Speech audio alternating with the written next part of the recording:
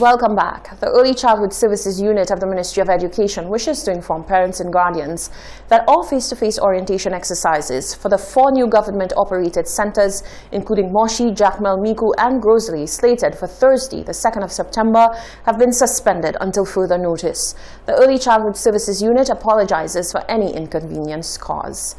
As the ministers of the new administration continue to explore their new ministries, the Minister for Agriculture, Fisheries, Rural Development and Food Security, Alfred Prosper, does just that as he continues his tour with a visit to Region 7.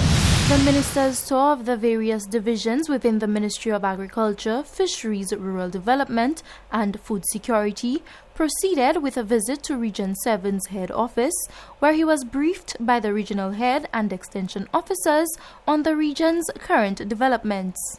Region 7 serves farmers of communities on the west coast that include Ancillary, Canries, Marigot, Roseau, Millet, Boaden, Jacmel, Verner and Bel Air.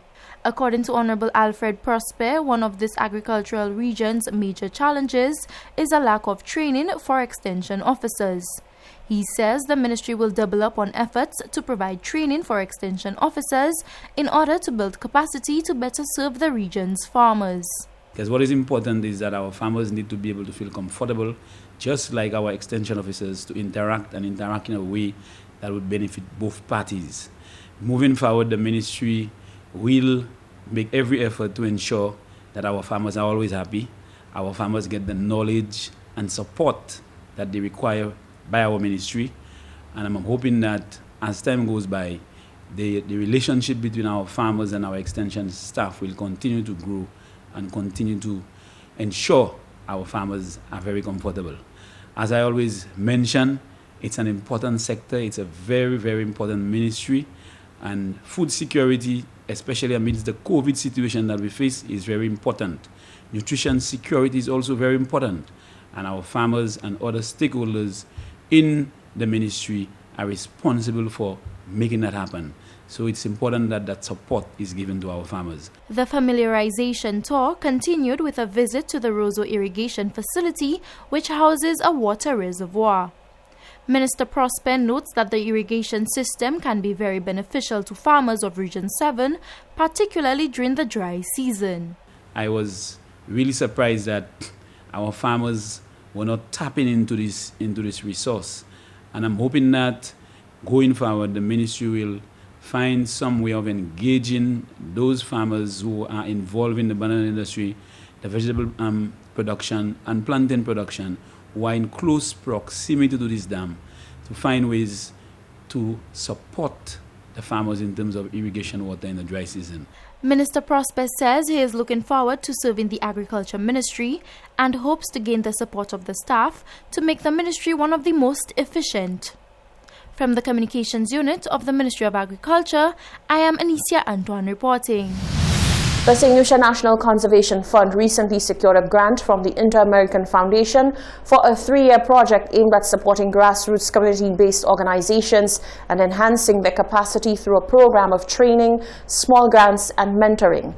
The project was publicly unveiled at a virtual launch ceremony on the 24th of August.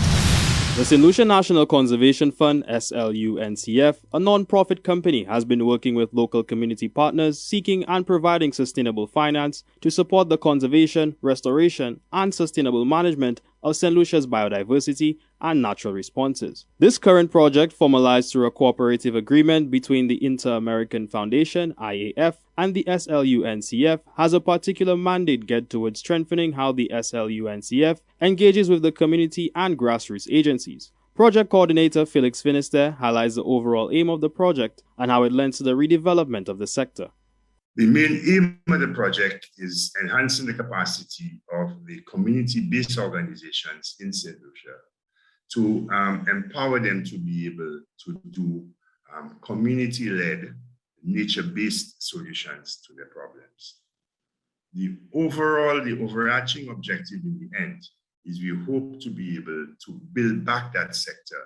And the IAF were quite keen to stress this, that they want fledgling groups, nascent groups just coming through, pre-established, trying to build back the sector, maybe harkening back to the halcyon days of the non-governmental organization sector in the mid to late 80s, when you had a whole plethora of NGOs doing extremely good work. The project has three components: a creation of a small grants fund, which will support community-led nature-based development projects in St. Lucia, supporting the organizational strengthening of the SLUNCF to enhance its capacity as a community foundation, and facilitating learning exchanges with other Caribbean trust funds. Finisterre outlines the key thematic areas under which the nature-based solution should be geared towards, most notably climate change and environmental conservation. The second thematic area is climate resilience. So to develop the capacity of community-based organizations to respond to or to mitigate the increasingly frequent threats, hazards, and disasters caused by climate change. What can you do to mitigate?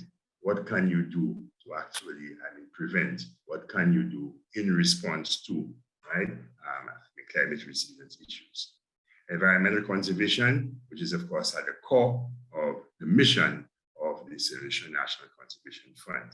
So assist those communities to become effective, in taking responsibility for maintaining, managing, and restoring their communal assets and their ecosystems.